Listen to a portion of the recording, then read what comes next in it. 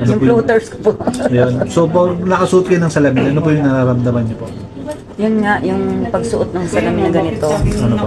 umagaan yung pakaramdam kasi parang yung na-pressure. Pati yung ulo ba, yung nawawala na yung sakit Nare-refresh po yan, no? ng, nare-refresh yung utak o ano ba.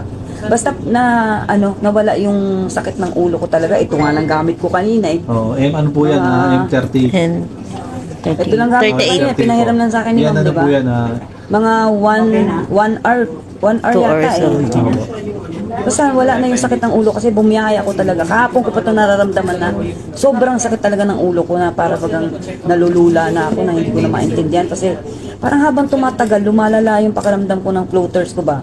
Parang dumadami na yung nakikita kong floaters dyan. Tapos, iniisip ko, sabi ko, ayoko talaga magpa-opera, ayoko pumunta sa ophthalmologist. Ayun, natural kasi talaga yung healing ang gusto ko, parang ganun. So far naman, naging maganda naman yung result sa akin.